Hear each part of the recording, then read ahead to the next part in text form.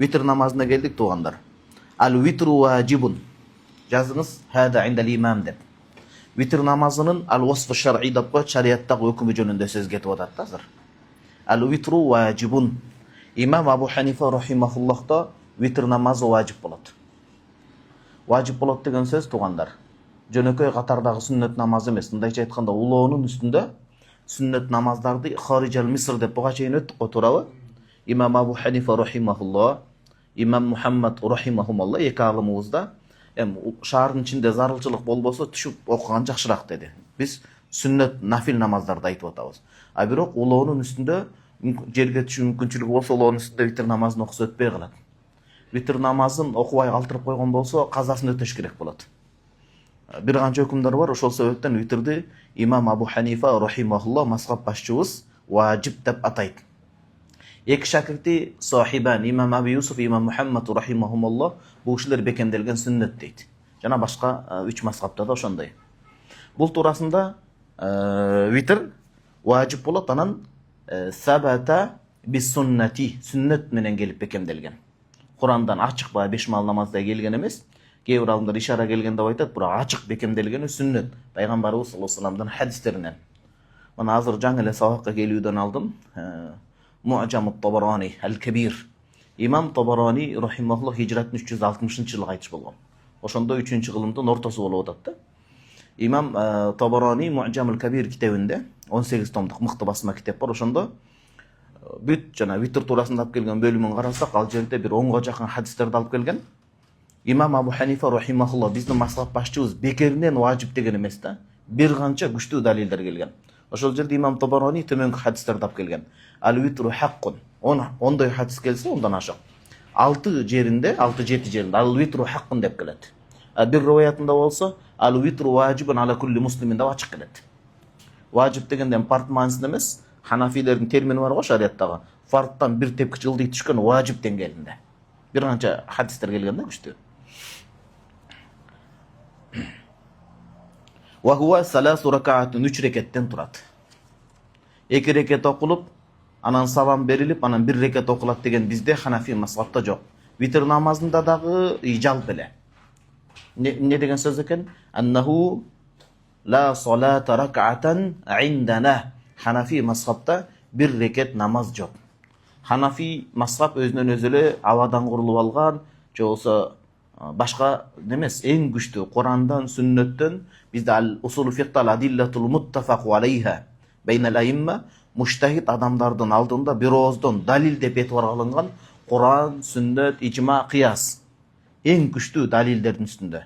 4 мазхабтын ичинен мындайча айтканда өзгөчө адиллатун нақлия, Куран менен сүннөткө көбүрөөк ыктап түзүлгөн, ошонун негизинде келип чыккан эң бир этиятчылыктын, такыбачылыктын туу чокусунда курулган мазхаб болуп эсептелет.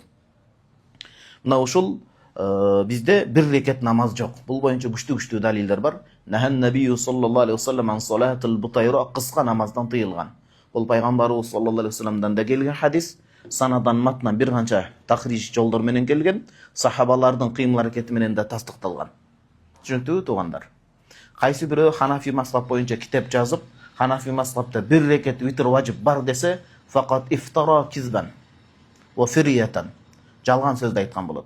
Муну айтканымдын себеби Раматылык Чубак устазыбыз Дизанды Ислам университетинде 1-чи курста окуп бүтүп атканда жайкы сынактарды тапшыруу мезгилине туш келип калат. Устазыбыз келген, ошондо 2-чи курстарда экен, Ислам университетинде окуганда.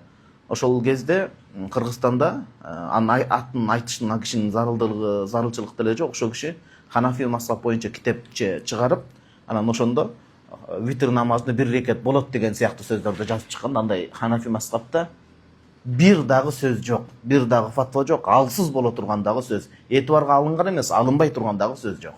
Бизде саласу ракаат 3 рекеттен турат. Бизден бөлөк мазхабтардын далилдери бар туура, бирок биздики ушул эң күчтүү мисалы. Анан 3 рекет витр важиб би таслиматин, жазып коюңуз, вахида деп. Бир салам менен окулунат. Бир салам менен окулунат. Ал-ихтияр ли та'лил al-мухтар, анын матыны Имам Маусил ал-мухтар лил фатвада келет. Ва юсаллиму фи ахирихи деп акырында салам берет, ортосунда салам менен бөлбөйт. Бир хадис бар, Ал далилдер боюнча бул жерден окулунбайт. Ал чоң даражага жеткенде, усулду билгенден кийин чоң китептерди келет, ошондон окуйбуз. Пайгамбарыбыз саллаллаху алейхи вассалам сөзү бар ооба, витр намазын шамга окшотуп койбогула деп. Шамга окшотуп койбогула дегенди кээ бирлер 3 рекет кылып окубагыла, акырында салам берип, ортосунда бөлгүлө дегендей түшүнүшөт. Жок, туурасы ал ала сабилил фардия, фард сыяктуу деген сөз. Андай маселени эч ким айтпайт. Анан шам сыяктуу окубагыла дегенде, шамда 3 рекетте кыраат шарт эмес да. Ал эми витрдин ал кыраату фи жами'i ракаатил витри фаридатун. Биринчисинде дагы баягы мутлакул ая кыраат кылуу парз болот. Бир аят узун, аяттын өлчөмүнчөлүк болсо, бир аят жалпы. Экинчи рекетинде да, үчүнчү рекетинде да. Түшүнүктүүбү туугандар? Ал витру важибун ва хува саласу ракаатин би таслиматин, бир салам менен. Демек акырында салам берет деген сөз. Витрдин өзү важип, витрдеги окула турган кунут дагы важип болот бизде.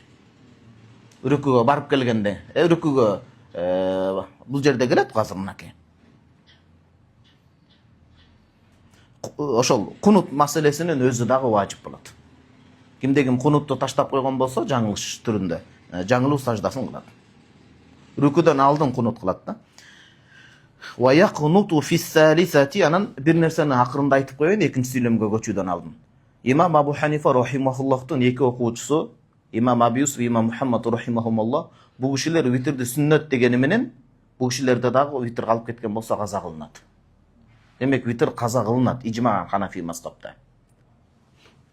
Ошон үчүн кечээки сабакта дагы исқат, бул эми Алла Тааладан соопту үмүт этүү, азапка кабылып калбоо үчүн жанагы каза намаздар окулбай калган, зарылчылык себептер менен окулбай калган адамдарга садака чыгарылбадыбы? Ошол кезде витрге дагы чыгарылат. 5 мал намазга төлөнөт, ар бирин, анан витрге дагы. Кеңири токтолгонбуз ал кечээки сабакта. Кала экинчи катарга сүйлөмгө кириштик. Ва яқнуту фис-салисати, яни фир-рак'ати-салисати. Үчүнчү рекетте кунут окулунат кобла рукуи, рүкүдөн алдын. Үчүнчү рекеттин рүкүсүнөн алдын кунут окулунат фи жами'ас-санати, бардык жыл мезгилинде. Бардык жыл мезгилинде дегени, анткени Шафии мазхабта, бизден бөлөк мазхабта кээ бир учурларда багымдатта кунут окулунат. Мисалы Рамазан учурунда, башка учурларындачы кээ бир намаздарында. Бизде жылдын бардык мезгилинде бир эле учурда. Ооба, Шафии мазхабында, бөлөк мазхабында биздин кадимгидей сый-урмат бар тууган. 4 мисалы биз Ханафи мазхабта ушунчалык бекем карманып, бекем турганыбыз өтө мыкты болот. Анан башка мазхабка дагы сый-урматыбыз эч качан кемибейт. Бардыгы тең түз жолдогу алымдар. Маселе каяктан чыгат? 4 мазхабты тең моюндабай, анан өзү далил деп ойлогон кийинки келген мухаддис алымдардын хадисин алып, ал фиq илегине салынбастан, усул бут эрежелер пайгамбарыбыз саллаллаху алейхи вассалам сахабалардан бери келген.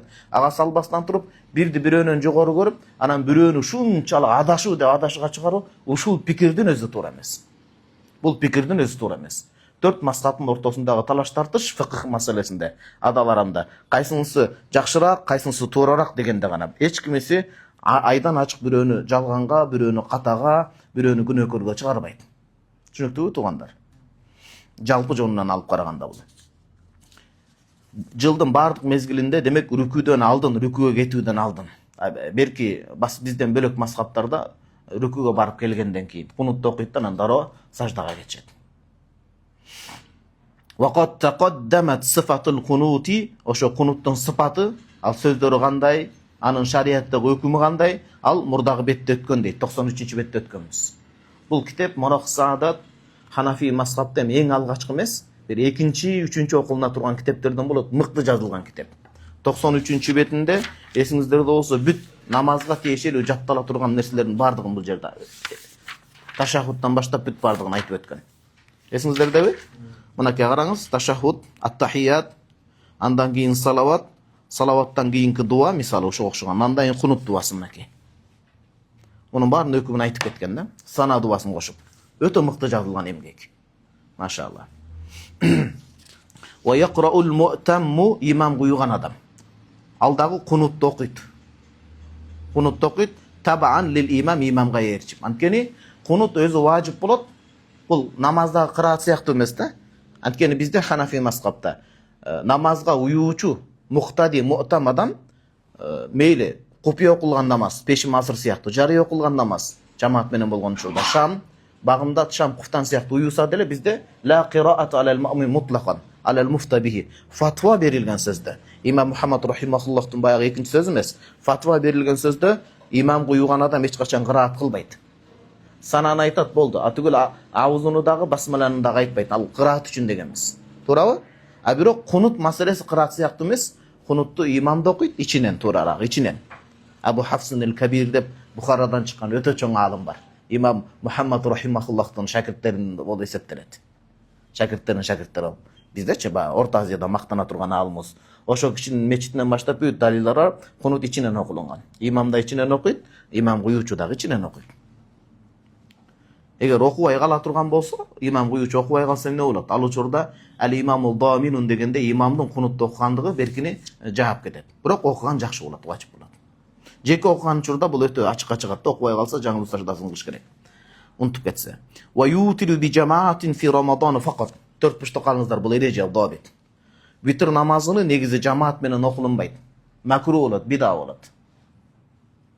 Makruh bo'ladi. Bid'at degeni belki tuğanlar aytqандай bidat emas. Mındaycha aytqanda qanday bidat? Sünnetке qarşı keladi degan söz değil mi jalpa? Ramazan ayında gana jamaat bilan vitr o'qilinadi. Faqat Ramazan ayında gana. Ramazan ayından bölükte ala sabilit tada'i.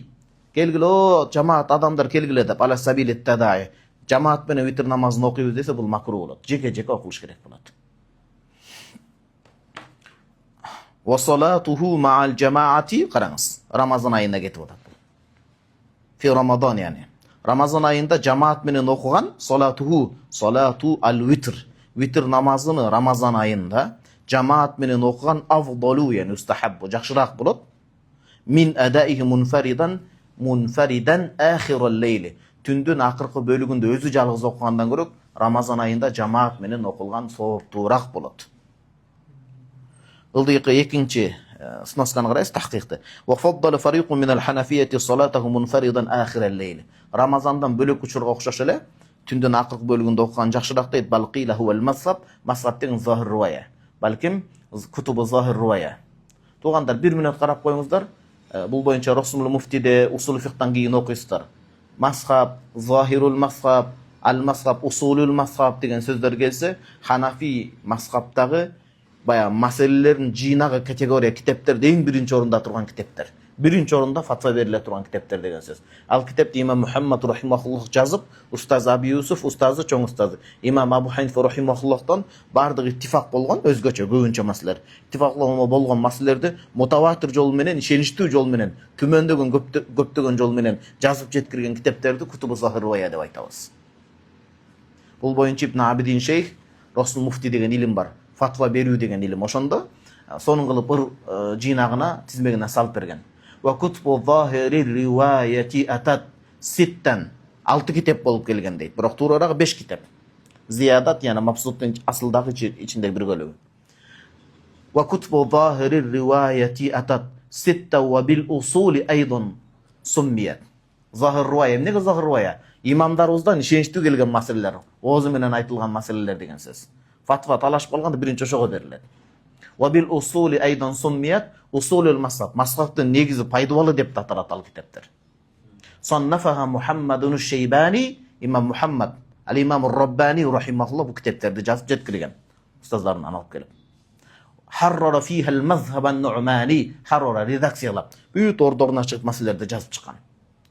الجامع الصغير والكبير والسير الصغير والكبير ثم الزيادات مع المبسوط alt kitap تواترت بالسنة المضبوط sanat oşul iç imamda mutavatir jol menen bizge gelip jetken deydi. Demek men kitapta aytып atkanda al-mazhab, zahir riwaya, usul riwaya degende uşul maseleni sizler bilip turuşuңuzlar gerek bolot. Yani mından arjak tereňregin dige ikilimden okuyuz buyursa.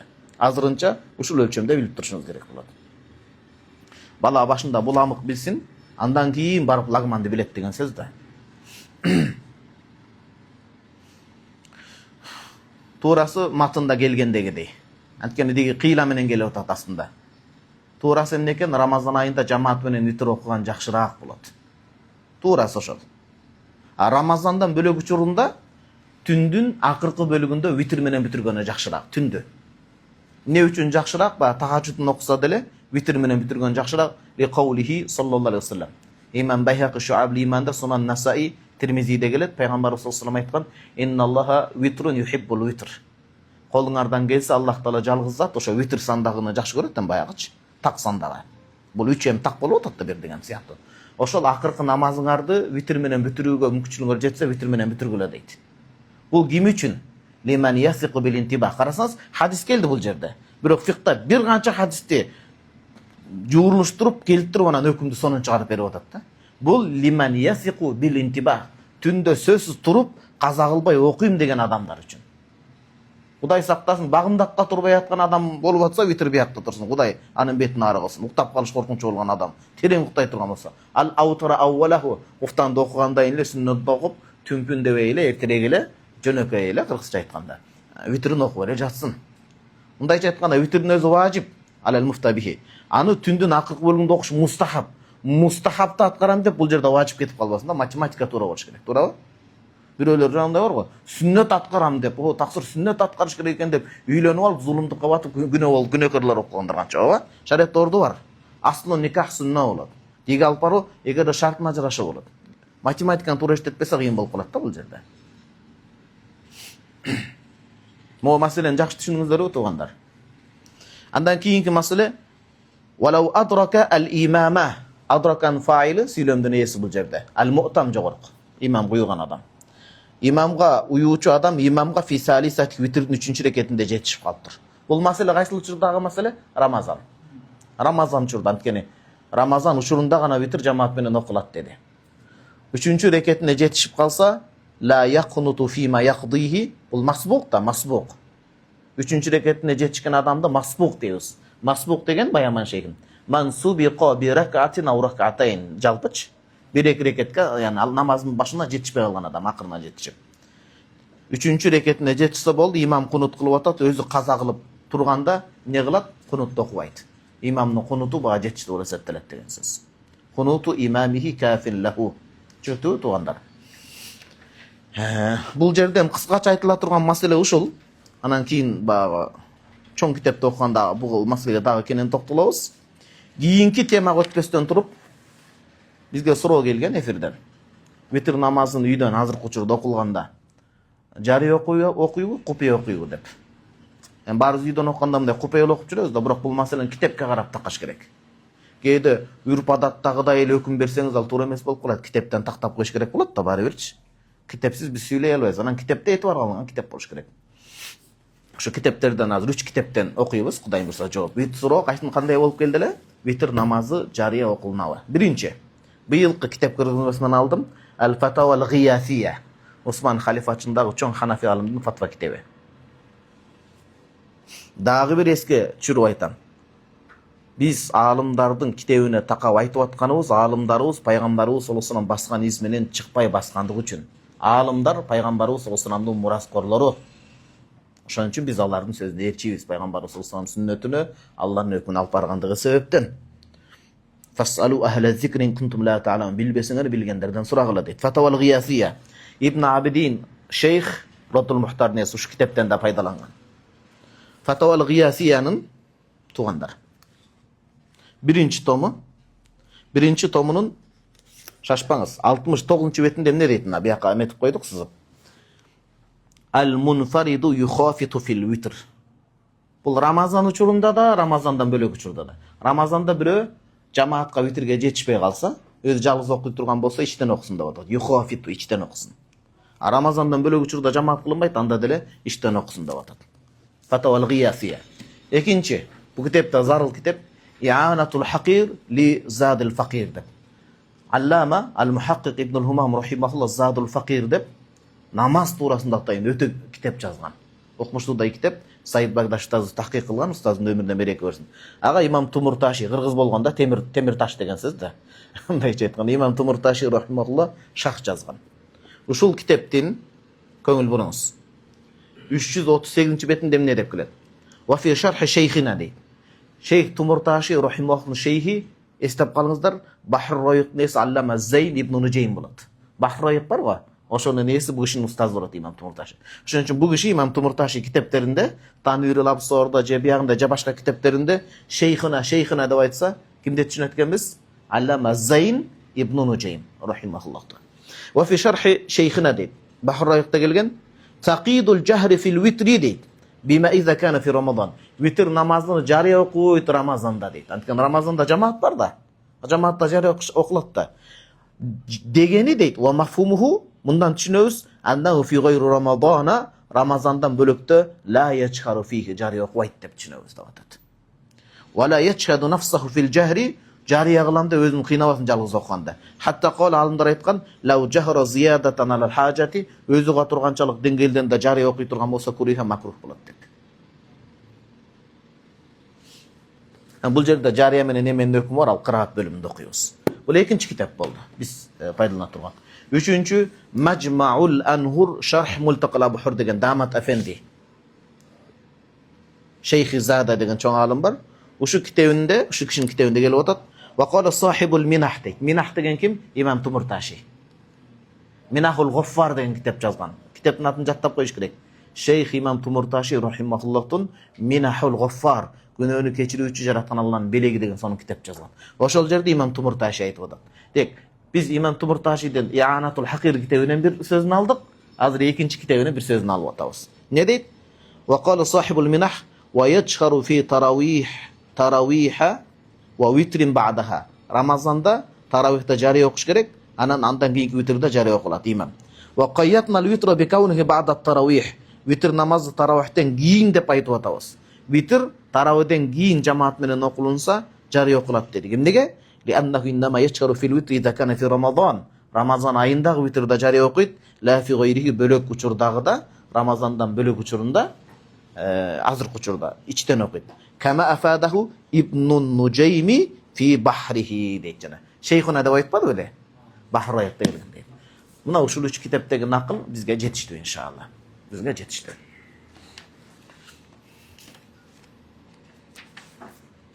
Kiyinki 108-ci betke ötöbüz. Жаңы tema Faslun fi sunani al muakkadat. Bul jerde atayın sizler için skema var maşallah.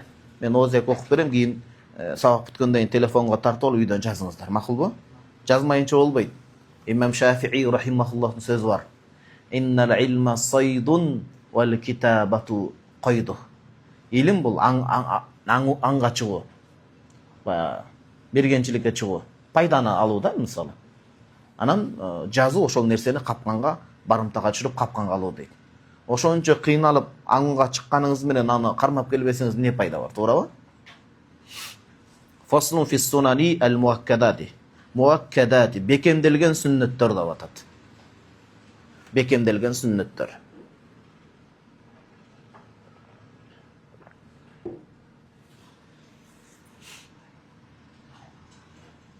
Namazdar жалпы жонунан tasıyla alıp da bu sünnetlerge жеңил болсын. Men awaga skema siyaktı şiipireyin düşünüp alыңыздар. Namazlar kattali tömөнгüдөй bölünет жалпы. Кайсыл тараптан алып караганда ба, нафил же нафил эместигин алып карагандачы. Сөзсүз милдеттүү түрдө аткарыш керек. Аткарбаса күнөөкөр болот. Билип туруп аны танган адам динден чыгат. Бул парз намаздар 5 маал. Андай бир тепки жылды ичет важип болот. Муну да милдеттүү түрдө аткарыш керек. Бирок муну танган адам динден чыкпайт. Парз эмес десе. Анан мунун далили жанагы qat'i subut, qat'i dalal emes, ökönü bir zonni bolup kalat. Eki tarafın biraz usulun tili menen söylегенде. Vacip namazlar. Vitr vacip siyaktı, ayet namazları siyaktı, nafildin bayağı buzulup kalgandары. Vacipten ıldı çöz, köngül burumuz bir tepkiç. As-sunanul muakkada. Bul jerde aytkanda as-sunanul muakkada bekemdelgen sünnetler. Tuğandar köngül burumuz, azır bizim tema uşul jönde bolup atat. Farz ketti, vacip ketti. Farz menен vaciptin ökümü kanime çekin. Bulardı kazaсын ötüş gerek bolat. Anan geçek sabakta ayттым, kimden esinde kaldı? Surayınçı suronu. Namazdardı, Kuday saktasın namazdı, musulman adam bilip durup kaza getiribeyt negizi. Kişine kapiletlikte kalıp kalışı mümkün. Kaza ketken namazdardı, ötüp ketken namazdardı mındayça aytkanda. Tezirek okuş gerek mi? Alal favur bu, alal tarafı je. Genen barıp kazasını öteş gerek mi negizi? Alal favur. Alal favur. Antkeni kaza namazdı kaza kılı özü günü, anı geçiktirip jüre beri özü günü. Bir gana alımlar aytat, baykuş, şunçalık uy bile bala çakası köp bolup uy bilesinde erteden kechke bagış gerek bolgan adamın biraz üzürü boluşu mümkün, biroq alдағы kazan okuş gerek albatta, biroq andan başkalar tezirek emetиш gerek degen sözde kazasını öteş gerek. Farz menen vitrde öttük, Subhanallah. Misalı da bugün күндө Allah Taalam kандай жакшы жашоо берип атат, Biroq жашоонун жакшы шартына жараша эртең мунун сурагы да ошондой болот экен да. Ошон үчүн биздин апалардын, аталардын, илгерки такыба адамдардын ибадатынын сыры ушунда да. Алар шунчалык берки жумуштарында кылып, бирок намаздарында жакшы окушкан. Байкайсыздарбы? Узак окуп, ушундай зикир кылып, мындай олуттуу, анан ошо намаздардын берекеси нур кадимкидей жүздөрүндө бар эле да. Машалла, машалла. Намазды өткөн ата-бабаларыбыздан Аллах таалам разы болсун. Сунан муаккадатка келдик азыр биз 3-чү орун. Бекемделген сүннөт намаздар. Бекемделген сүннөт намаздардын бөлөк аттары бар. Биринчи аты мына сунна муаккада. Бекемделген сүннөт. Неге бекемделген деп атат? Мунун барабарында каршында сунан завайт дейт, бекемделбеген арасында окулунган сүннөт намаздар бар.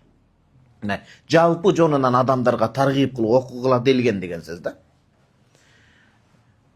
Экинчи аты суннатул худа. Некен сунанул худа. Худа деген туура жол. Туура жолдун сүннөттөрү деген сөз. Эмнеге туура жолдун сүннөттөрү деп аталды? Азыр биз 3-чү даражаны сүйлөп атабыз, синонимдер, аттары. Неге десе, хия сунануллати таркуха бид'атун ва далала. Бул сүннөт намаздарды таштоо бул адашууга бид'ат алып келет. Элестетиңиз кадимкидей. Анан 3-чү аты булардын ал-вужубу амалан деп айтты. Бул мусулдан алып караганда. Мындай амал тараптан алып караганда өтөш керек дегендей мааниде. Маал мусамаха. Болуптур. Бул 3-чү даражаны өттүк. Бул 12 рекет намаз. Анан бир тепкич ылдыйчы сунану завайт. Жалпы жонунан ат-таргибул аам шариятта болгон, мисалы, асырдын азаны айтылгандан парзына чейин 2 рекет же 4 рекет намаз окуу. Шамда окугандан 2 рекетинен кийин жеке чанда азыр айтабыз, 6 рекет авабин намазын окуу, ишрак намазын окуу, түнкү намазды окуу деген сыяктуу. Андан ылдыйкы мустахаб намаздар бар. Булар нафил болот, тетиги парзын важиптен ылдыйкысын бар, нафил деген сөз камтып алат. Анан макрух намаздар бар кээде. Макрух убакытка туш келип калган. Анан арам намаздар бар. Макрух намаздарга бир мисал келтирсек, бирөөнүн жерин тартып алып окуу. Намазда күнөө жок, бирок ошо намазды бирөөнүн жерин тартып алып окугандык үчүн макрух болуп атат. Дигилерде башка масал арам болуп калат. Арам болгон учур кайсы? Жанагындай 3 убакта тыйылган нерсе. Деп окучу мисалы. Күн чыгып атканда, так төбөдө турганда, батып атканда мисалы. Фаслун фис сунанил муаккадат. Китепке кириштен алдын кириш сөздөрдү мен атайын сиздерге Сираджул Вахаждан жазып келдим, туугандар. Буларды угуп коюңуздар. Қалал қади Абу Зайд. Ханафи мазхабта қади деп айтса, имам Дабуси деп түшүнөбүз. Дабуси таштит бербей окуйсуз. Дабуси эмес да. Қалал имам Абу Зайд ад-Дабуси рахимахуллах, чоң алым. Тақвимул адилла деген усул китеби бар. Тасисун назар деген китептер бар. Ан-нафлу, нафил деген эмне? Нафил деп түшүндүк, Нафил деген жалпы генен мааниде келет экен. Генен мааниде келсе кайсыларды камтып алды? Парз киреби нафилдин ичине? Кирбейт. Важип киреби? Кирбейт. Важиптен ылдыйк намаздар кирип кетет. Бекемделген сүннөт, суннат савайт, башка сүннөттөр, мустахаб намаздар кирип кетет. Ошондо азыр карап туруңуз, минтип айтабыз. Мантык илими бар го? Мантык илими боюнча. Куллу суннатин муаккадатин нафлун ва лейса куллу нафлин сунна муаккада. Анткени нафил деген сөз бекемделген сүннөттү да камтыйт, кийинкисин да камтыйт. Анмешек бул жак кичине оор болуп кетти окшойт, ушул жерден токтотобуз, кийинкисин айтам кийинки китептерде. Демек, имам Кад Абу Зайд Дабуси рахимахуллах эмне деп айтты? Нафил намаздар жалпы ба, бекемделген сүннөт ба, суннаты завайт, мустахаб намаздар шуриа эмне үчүн уруксат берилген? Шариатта эмне үчүн үндөлгөн окулат бул намаздар? Мисалы, эмне үчүн багымдаттын парзын эле окуп койбойбуз? Неге багымдаттын парзынан алып 2 рекет сүннөт окуйбуз? Мисалы, десе ли жабри нуқсанин тамаккана фил фараид, фард намаздардагы кетип калган, орун алган кемчиликтердин ордун толтуруу үчүн дейт. Жалпы эле сүннөттүн аамматтан орду өтө чоң да, парздын кемчилигин толуктап турат.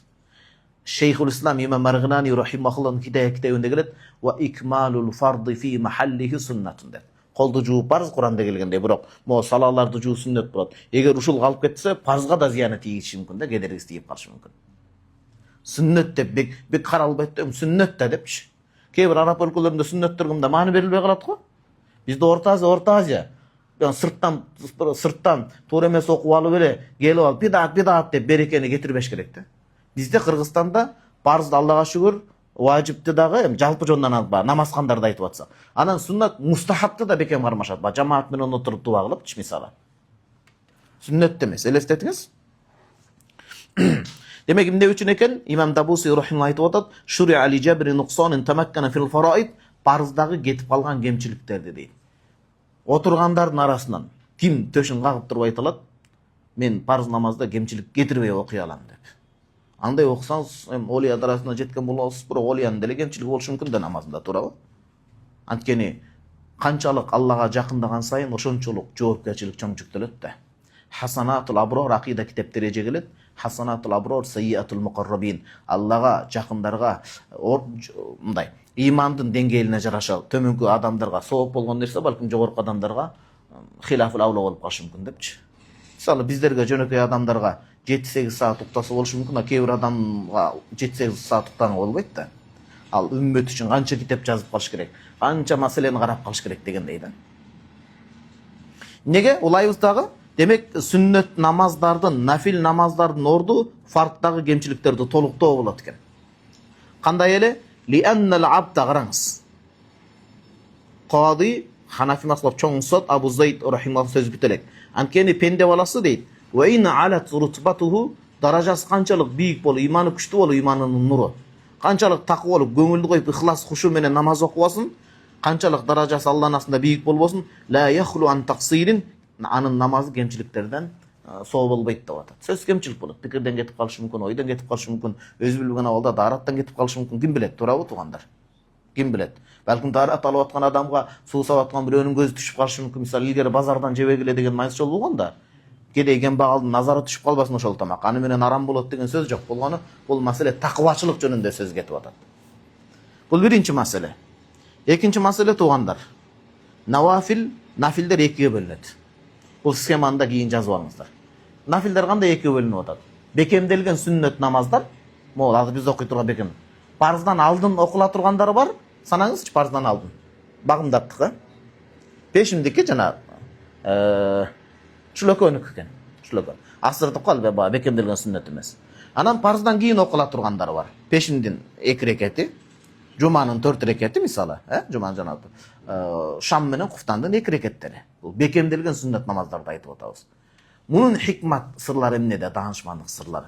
Аллаху алам 100% анык жооп, Аллах билүүчү. Бирок адамдар ошону да изилдешкен. Караңыз. Ан-навафилул qabliyatu anil faraid. Фард намаздардан алдыңкы нафил, мындайча айтканда бекемделген сүннөт намаздардын эмеси эмне үчүн десе, өтө сонун маани бар да. Муну да Сиражул Вахашда келет. Qat'an li tama shayton дейт. Шайтандын үмүтүн үзүү үчүн дейт. Шайтан адамды намаз окутпайын деп азгырайын деп атса, адамдын күчтүүлүгү менен эмес. Кандай эле бизде? Ла хаула ва ла куввата илля билла сүннөттөн. Аяттанчы? Ияка набуду ва ияка настаин. Алланын жардамы менен ибадатка. Ушул экөө да ибадаттан алсыз болгон адам ушуну көп кайталаш керек экени. Экөөнү. Ияка набуду ва ияка настаин. Фатиханы көп окуш керек. Ла хаула ва ла куввата илля билла айтыш керек. La ilahe illa anta subhanaka inni kuntu minaz zalimin. Өзүн жемелеш керек да адам. Анан шайтан адамды намаз окутпай эле коюн, такыр парзын окутпай коюн деп азгырайын деп атса, Алланын тавфиги менен, жардам менен пенде парздын сыртындагы сүннөттү окуй турган болсо, шайтандын кадимкидей дене эмеси сууй түшөт деген сөз да. Мен муну парздан тозоюн деп атса, бул сүннөттү окуп атса, кой деп үмүтү кадимкидей ташкабат деген сөз да. Субханалла. Ал-бa'диyyah парыздан кийинки жана сүннөт намаздардын орду. Жаброн ли нуксанин тамаккана фил фард, фардагы кемчиликтердин ордун жаап турат. Мунун мисалы садака фитр дейли. Рамазандагы орозодогу кеткен кемчиликти бирок садака фитр важип, а булар бекемден корибат минал важип да сунна муаккада. Ошол важип болгон садака фитр орозонун кемчиликтерин толтурат. Алланын хикматы тууганда Ар-Рахман Рахим бар го. Кайсы бир амалда кемчилик инсандын кемчиликтүү экендигин эйтибарга алган Аллах таалам, жаратуучу Аллах таалам. Ошол амалдын аркасынан толтура турган амалды сөз кошуп берген. Кайсыл бир ибадатты же кайсыл бир исламдын өкүмдөрүн карабаңыз, ошол кемчилик инсандын кемчиликтүү муктаж экенин, алсыз экенин этибарга алган Аллах билүүчү да. Ала я'ламу ман халак, Аллах билбейби, билет. Ва хувал латифу ал-хабир. Ошол латиф болгон мээримдүү Аллах таала ошонун алсыздыктын ордун сөзсүз толтура турган жанында бир нерсени кошуп берген да. Ошон үчүн бул бизге тарбияга көп маани да. Баланы тарбиялап атканда бир нерсени тапшырмаларды, буйртмаларды бергенде бала аткарса жакшы, кемчилик кетип калса кошумча бир нерсени коюш керек да дагы. Дароо эле урушуп, дароо эле анын баягындай эмесин өчүрүп салбайчы. Бул эки мукаддим эми китепке кезек берели. Бул өтө зарыл бекен туугандар, Бисмилла. Faslun fi sunan muakkadat. Бүтеле экен, шашпаңыз. 3-нче мукаддима далил, бир далил айталы, анан китепке киришебиз. Bazlul Majhud fi halli Sunan Abu Dawud. Hanafi çoğun alımız Şeyh Ahmed Saharanfuri. İhtiyarda da gelip bırak Sunan Abu Dawud'dan okusak okuyulunca ihtiyardan da inşallah aytıp geliriz bu açıyı. Sunan Abu Dawud'da hadis numarini yazıp koyunuz. 1250. Arasında oşol ökümgö teşeli birden ekiden hadis jattaş gerek. Sanadı menen toluk kılıp. Çınjırçası menen. Bu sahih hadis. Tasdiqtalgan işenemdi. Anan fuqahalarda da var. Haddasana Muhammad ibn İsa, haddasana ibn Ulayyata, haddasana Davud ibn Abi Hindin, haddasana Nu'man ibn Salim, an Amr ibn Awsin, an Ambasat ibn Abi Sufyana, an Ummi Habibata. Peygamberimiz sallallahu aleyhi ve sellem cuvaya. Binti Abi Sufyan. Qalat radiyallahu ta'ala anha. Qalen Nebiyyü sallallahu aleyhi ve sellem көңіл бұрыңыз. 12 рекет сүннет намаздар бар да бекемделген, санаңызчы. Бағымдаттан алдыңқы 2, пешінден алдыңқы 4, кейінгі 4, шамдан кейінгі 2, анан құфтандан кейінгі 2 бұл бекемделген сүннет намаздар. Қалан Набийю саллаллаху алейхи ва саллям, пайғамбарымыз саллаллаху алейхи ва саллям не деген шу сүннет намаздар турасында нафил. Ман солла фи яумин, ким деген bir günde deyдем, түні да қошылып кетет. Bir gün bir түнде синтай ашрата ракатан tatavvuan деген қошымча нафил деген сөз. Парыз ваджип емес деген сөз. Парыз ваджиптен сырткары ашыкча аны окуш менен биргеликте кошумча болгон 12 рекет намазды окуса кандай жакшылык бар ошол үчүн. Буния лаху окуган адам үчүн курулат дейт. Бигин ушул 12 рекет себептүү бейтун фил жаннати бейишти курулат дейт. Бул Алланын фадлы карамы. Аллага пенде үчүн ал нерсе үчүн куруп бериш милдеттүү эмес. Акыйдада Алланын артыкчылыгы бул. Алла өз артыкчылыгы менен пендеге бейиштен уй куруп берет деп атат. Демек бекемделген сүннет намаздары жеңил каралбайт туугандар. Эми китепке киришели. Ас-сунаият бул киши сонун бөлгөн. 12 рекет намазды азыр 2 тайпага бөлөбүз. 2 рекеттиктери, анан 4 рекеттиктери кылып. 2 рекеттиктери кайсы? Ракатани qabla al-fajr, багымдатынан алдыңкы 2 рекет талаш тартыш бар. Кыйла хума мин акади сунан. Сүннеттин ичинде да эң күчтүү кайсы дегенде кээ-бирөөлөр пешинден алдыңкы 4 рекеттен, кээ-бирөөлөр ушул эменикин айткан, багымдаттыгын. Ва ба'да az-zuhur, пешинден парзынан кийинки 2 рекет, вал магриби, шамдын парзынан кийинки 2 рекет, вал иша, куфтандыкынан кийинки 2 рекет. Ва рубаия, 4 рекеттиктер бекемделген. Qabla az-zuhur, пешинден алдын, ва qabla al-jumu'ati, сызып коюңуз асын. Жана жумадан алдын 4 рекет. Неге сыздырып атам? Баадун нас, кейбір адамдар мұны бидат дешет. 4 рекет оқуа жумадан алдында, жумадан кейінде 2 рекет оқу. 4 рекет оқу сүннетте жоқ, бұл бидат дейді. Анан оқуа или ошол адамдан угуп алгандар, бидат экен деп катыга чыгап жүрө берет. Ва ба'даха ба'дал жума алып барасыз. Жумадан кийин дагы арбаун 4 рекет окулат, көңүл буруңуз. Сизиңиз муну дагы битаслиматин, бир салам менен. Yani 2 reket деген сөз эмес бул. Fa in fasalaha 4 reketlik namazdарды жогорку кылма. Qabla zuhur, qabla juma, ba'da juma 3 namaz. Peşinden parzından aldыңкы 4 reketти, jumadan aldыңкы parzından kийинки 4 reketтерди fa in fasalaha. Fasalaha деген bitaslimatin. Ortoda qadada salam менен бөлсө, yani 2 reket кылса көңүл болосун. Lam ya'ti bis sunnati, сизиңиз сүннөттү аткарган болбойт дейт. Мустахаб болуп калат, бирок сүннөт аткарган болбой калат. Мунун мисалы кандай түшүндүрүп берейинби даарат китебинен?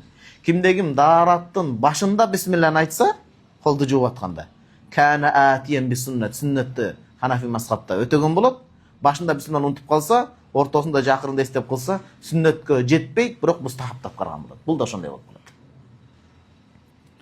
Ва канат нафлан мутлакан, ал учурда 4 рекеттик пешинден алдыңкыны, жумадан алдыңкы кийинкини ортодон 2 саламдайын бөлүп койсо, 2 рекеттен кийин жана эле нафил болуп калат дейт. Кээ-бир адамдар чыккан, биз ал нерсеге мажбур деле эмес элек, бирок адамдардын башына айлантып койбош үчүн азыр мен бир аз болсо да бишейин ясирин назр деген араб тилинде назр зай менен келсе, бишей калил, аз болсо да кичине токтоло кетейин. Адамдар билсин да далили бар экен деген. Жумадан алдыңкы жана кийинки 4 рекеттин далилин карап кой дейт. О Ханафи мазхабта имам Таханави ала сунанда. Мабанил Ахбарда Бадруттин Айни рахимахуллах, Бинаяда бир канча китептерде далилдер алып келген. Шарх Мушкилил Асар, имам Тахави рахимахуллах китебинде, имам Мухаммад рахимахуллах китептеринде. Кыргызстандан дагы былтыр ушундай суроо келген, жумадан алдын Чубакстаздын мечитинде 2 рекет гана окуш керек турбайбы, сүннөткө ылайык. 4 рекет окуса бидаат болот турбай дегенде кенен ошол жерге далил токтогонбуз. Азыр негизи ошол Аманат медиада YouTube'да бар. Азыр бул жерде кичине токтоло кетели. Сираджул Вахаждын 3-томунун 12-13 бетин кара дейт.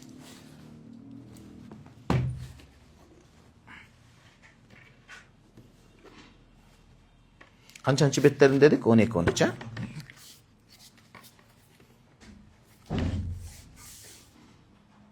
Сираджул Вахаж да быйыл чыккан китеп, Машалла. Биринчи далил Сунан ибн Мажиде келген. Биз азыр могу айтып аткан нерсе лейса ала сабил листиқсаи вал истиқра. Толук эле далил ушу менен эле бүтүп калат деген сөз эмес, толтура. Хади катратун мин бахр. Чалкып жаткан деңиздей көп далилдердин бир тамчысын гана айтып атабыз. Анткени сабак ошону талап кылат. Сунан ибн Мажада келген, көңүл буруңуз. Сунан ибн Мажада сахих хадис менен келген даражасын. Кана набию саллаллаху алейхи вассалам юсалли qaблаха арбаан.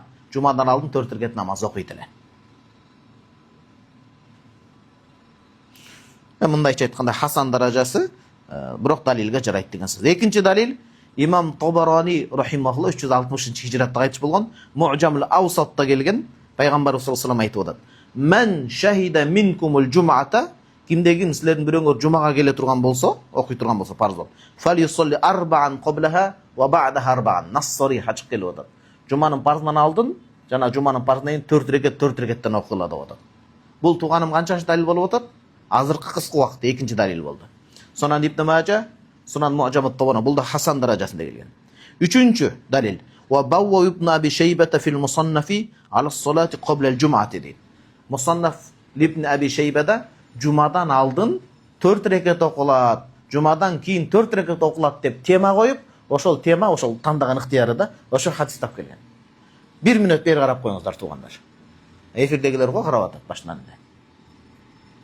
Өзү Мусаннаф ибн Аби Шейба чоң мухаддис алым болот. Бирок ал киши китебинин акыр жагында атайын бир тема тандаганда Фаслун фи радди ала Аби Ханифата деп. Имам Абу Ханифа рахимахуллах хадистерге каршы келген темасы деп жазып эметкен. Ал кишинин ою боюнча ушинтип ойлогон да. Алга эң жакшы жоопту имам Аллама Мухаммад Захид Каусар рахимахуллах ан-нукатут тарифа деп жазып жооп берген, ар берген. Жана башка чоң алымдар да жооп берген. Бирок бул киши ошого карабай ушул маселеде мухаддис алым. Эмне тандап атат? Жума намазында 4 рекет алдым 4 рекет окулат, кийин да 4 рекет окулат деп атат. Түшүнүктүүбү шейхим? 4-нчы далил сахаба Азрет Абдулла бин Масуд радиаллаху таала анху. Суроо сиздерге. Сахаба намаздын рекеттерин өзгөртүүгө өз акылы менен иштигат кыла алабы же пайгамбар саллаллаху алейхи вассаламдан угуп гана ээрчийби? Угуп гана ээрчийт. Анткени ла рa'ya fil muqaddarat ash-shar'i эреже бар. Шариаттагы өлчөмдөрдө адам аны өлчөп чече албайт. Пайгамбар саллаллаху алейхи вассалам тапшыра турган болсо. Ва аврада фихи Мусаннаф ибн Аби Шейбада келген ан Абдуллах ибн Масуд радиаллаху анху аннаху кана юсалли qabla al-jum'ati arba'an ва ba'da arba'an. Бул бир канча сахабалардан эметилген. Жумадан алдын 4 рекет, жумадан кийин 4 рекет окулган. Түшүнүктүүбү туугандар? Анан Сунан Абу Давудтан дагы пайдаланабыз азыр. Алхамдулилlah биздин максат ынсаптуулуктун максаты. Азыр биз сонун кылып жалпы жумадан алдын канча окулат, кийин канча окулат, ошону да кыскача эскерип кете бар. Кыскача. Бишей минал уджалати. Караңыз, ваqa шархында Базлул Машут имам Ахмад Сахранфури рахимахуллах далил алып келип атат. Ваqa фи риwayat ибн Умар радиаллаху анхума. Инда Аби Давуд ва Тирмизи, Сунан Абу Давуд, Сунан Тирмизиде эмне деп келди? Иза салла al-jum'ata би Макката. Пайгамбарыбыз саллаллаху алейхи вассалам Меккеде жума окуй турган болсо, фасалла рак'атайни. 2 рекет окуйт эле, сумма ятакаттам кийин ордунан жылып файсалла арбаан 4 рекет окуйт эле дейт. 2 рекет дегенлери угуп калыштырып 4 рекет бидаатка чыгарбаш керек. 4 рекет окуганда келип атат мынакей. Андан кийин вахтулифа көңүл буруңуз. Жалпы 4 мазхаб алымдарын айтып атабыз. Фис-сунани бa'dal jum'ati. Жумадан кийинки окулуна турган сүннөт. Хал хия рак'атан 2 рекет окулабы? ал арбау ракаатын же 4 рекет окулабы, ал ситтун же 6 рекет окулабы, ушундай 3 талаш тартыш бар экен. Эки берки чет эле болуп атат. 2 окулабы, же 4 окулабы, же 6 окулабы. Мунсаптуулук деп ушуну айтат да тууган. Анан беркилердин 2 рекети катага чыгарбайт, мисалы Ханафи мазхабы. فحكى الترمذي عن الشافعي وأحمد شافعي مذهبته bir qawlunda İmam Ahmad rahimahullah bir qawlunda bir sözünde annaha cumadan aldın jana kийинки sünnet rak'atan 2 reket деп атат. Wa inda Abi Hanifata bizde Hanafi mazhabta 4 rak'at cumadan aldın da kийинде 4 reket okulunat.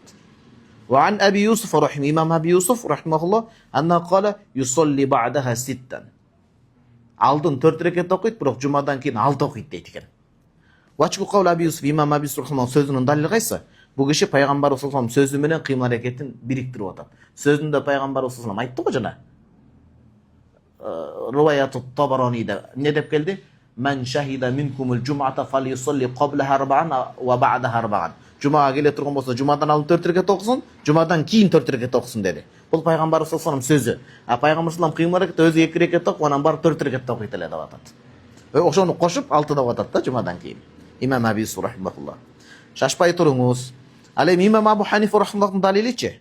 Ve vaçhu yani dalilu kavl Abi Hanife ma taqaddama min rivayet Abi Hureyre radıyallahu anhu fi fabis salat ba'dal cuma. Cumadan keyinki namazda ne dep kelgen Peygamber sallallahu aleyhi ve sellem.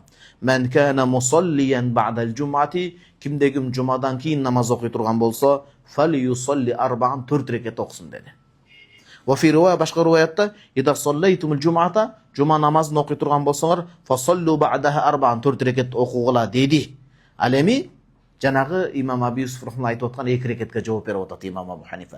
Ve ma ruya min fi'lihi sallallahu aleyhi ve sellem Peygamber sallallahu aleyhi ve sellem'in kıymıl hareketinde 2 reket okudu degeni faleysa fihi ma yatul alal muadava al hadiste to'liq izildep qaraq çıksam deydi İmam Abu Hanife rahimahullah. Al 1-2 ile cuma namazda 2 reket okugan, kalgan cumalarında 4 reket okugan деп атат. Demek 2 reket okuş mustahab, 4 reket bekemdelgen sünnet deydi. Bismillah. Wal mustahabbatu жаңы mesele. Bekemdelgen sünnet namazlar bitti. Emi mustahab namazlar. 4 qoblel asri. Asr namazından aldın 4 reket. Aldın degeni kaysı? Asırga azan aytılgandan keyin parzına çeyin degen söz. Qomatga çeyin. Жазып koyunuz vaqila rak'atayni dep жазыңыз. Жана 2 reket dep dagы келет. Wal ishai jana quftanga azan aytılgandan keyin parzına çeyin dagı 4 reket. Wa ba'dahu ba'dal isha quftandan keyin dagı 4 reket. Şaşpay turuңуздар, men akırında sonunu aytam azır. Anime şeykim түшүнүп kaldыңызбы? Quftandan keyin bekemdelgen sünnet 2 reket oku. Mustahab bolat eкен 4 reket oku. Biroq azыр mo betте okup бүткөндөн кийин акырында айтам. Ошол жана bekemdelgen sünnet 2 деп атабыз. Mustahab 4 деп атабыз. Ошону бири-бирине киргизип туруп 4 окуса, экөөсү сүннөткө эсептелип, экөө белки жалпы 4 мустахаб болобу, бир окуп менен 2 койгон атса болобу, болбойбу деген маселени азыр акырында айтам. Кандай эле баягы Шаввалдын каза орозосун берки менен тутса болобу дегендейчи. Болот деп келет, бирок жакшысы кайсы экенин айтат азыр биякта. Ал жоопту күтүп тургула. Бирөө тамак жейт экен. Муну мисал менен түшүндүрөйүн, антпесе унутуп калышыңыз мүмкүн да. Тамак жеп атканда жакшы бир устукан этти коюп коет экен да, ошону карап тамак жейт экен да. Эмнеге?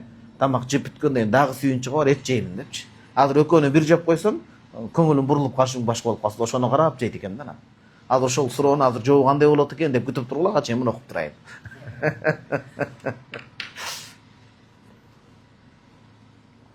Bismillah. Mustahab namazlar өтүп атабыз. Wa sittun ba'dal maghribi Шам намазын фарзынан кийин 6 рекет окуу. Бул мустахаб намаз. Намаздын аты кандай эле? Аввабин намазы. Аввабин авваб Куранда келгендей. Авваб деген касиру руджуа илаллах. Аллага көп кайрылган адам. Аллахка көп жалбарган адам деген сөз да. Пендеге арыз муңузду айтсаңыз, өтө Кудай үчүн дос болгон түшүнөт. Бирок көпчүлүк аны как слабость катары байланышы менен Кудай үчүн дос болгондор бөлөк. Алла Таала арызыңды айткан сайын канча даража көтөрүлөт адамдык. Аллахым караңызчы.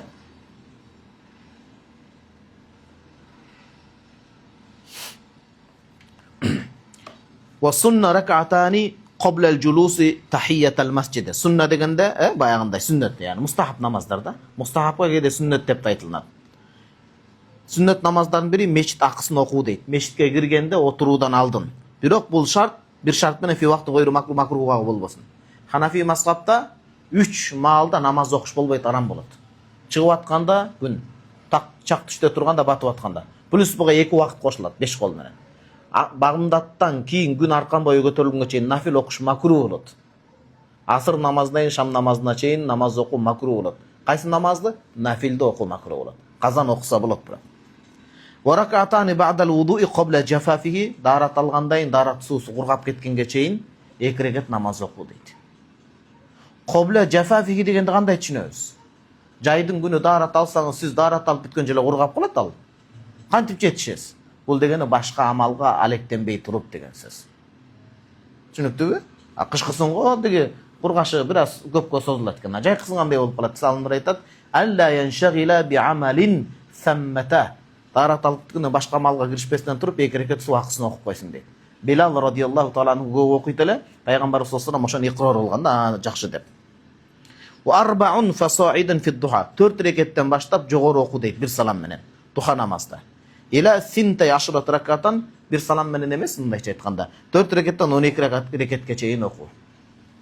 Bir nerse var, bir nüans var bol jerde. Duha namazын kançaga çeyin okusa bolat eken? 12 reketke çeyin okusa bolat eken. Bu kişi aytkanday. Birok tuğandar, jakşылап biyakta qarap koyosuzlar var. Oң kol gündüzgü nafil namazlar. Sol kol tünkü nafil namazlar bolat. Gündüzgü nafil namazlar bir salam menen maksimum 4 çeyin gana çıga alasız. Limit 4 reketke çeyin gana. Түшүнүктүү сөз менен айта турган болсом. Түнкү намаздар 8 reketke çeyin. Bunun bardygy dalil менен алынган. Түшүндүңүз да? Ошондо духа намазын 12 reketke çeyin окутуп керек болсо 3 salam менен окуйт экенсиз. Ошондо 3 4 12 да туурабы? Эгерде 2ден деле окусаңыз болот, бирок максимум 1 salam менен 4, 4төн ашканыңыз макруh болуп эсептелет. Түнкү намазды 1 salam менен 8 reket Пайгамбарыбыз саллаллаху алейхи вассаламдын тахажжуд окуганынан билип атабыз да муну. 8ден өткөрбөш керек экен. Эми өткөрүп койсо эмне болот? Намаз өтөт, бирок макруh болот, сүннөткө каршы келген болот да. Жакшы эмес.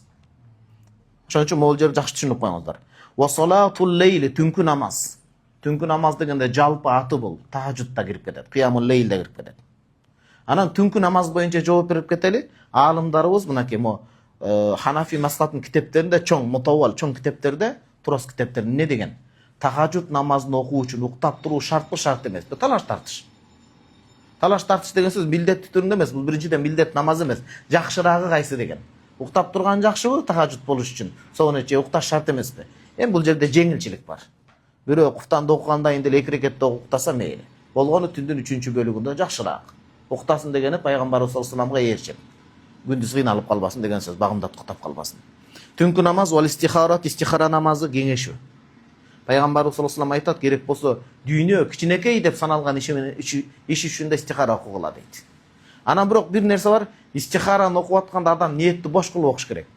Окуп атканда эле ниетине мындай кооп, биз нерседен чоочуп, коопсуздугун кармап чоочуп берсе ошого жараша чыга берет анда. Ниет мындай коюп, чындап Кудайдан суранып окуш керек болот да, туурабы? Бирөө бир жерге көргөнү баратканда эле болбойт деп барса болбойт да. Туурабы? Бирок биздин дарсканага квартира караганын буга тежеси жок туугандар. Вал хажати муктаждык намазы. Бул өтө зарыл маселени айтып атам. Анткени кээ бир адам истихара намазын окуйт, тишинде эле болбойт го деп кооптонуп турат, ошого жараша келе берет. Анткени кээ бир түш хадисин нафс болот. Көкүрөк дегенен коюп, Аллахым өзүң көкүрөккө сал деш керек болот да. Муктаждык намазы бар, кажаат намазы. Ва ихял идейн, 2 айт намазы түндүксүн. Мисалы эртең айт деген күнү. Кээ бир хадистерде келет. Вал ашр ал-ахир мин Рамазан, Рамазан айында түнкү. Түнү бая этикафка туруп ибадат. Ва ашр зил-хиджа, түнкүсүн намаз окулуп. Ва лейлати нисфи мин Шабан, Шабан айын баягындай түнү. Анан кээ бир намаздар бар, Рогаиб намазы, Бараат кечеси, булар Роддул Мухтарда башка да келген, лейса бишейин муътабар, яни бекемделген сүннет намаздарда келген эмес.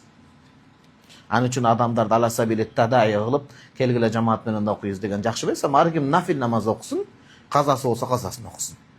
Анан бир суроо бар. Аны мен жекече кыска эфир кылып тартып чыгарам, Кудайым буйрса, бир 2-5 мүнөткө жеткирбей.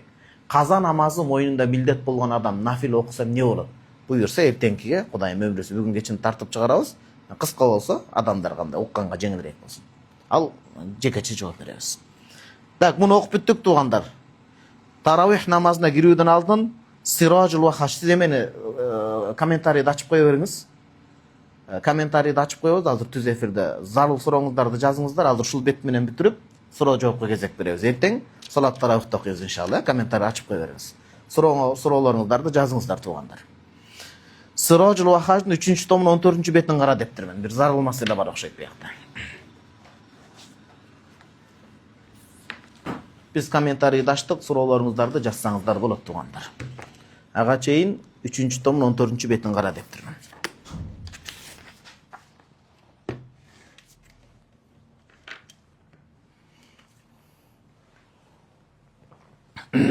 Бисмилла туугандар, караңыздар. وفي شرح الشهيد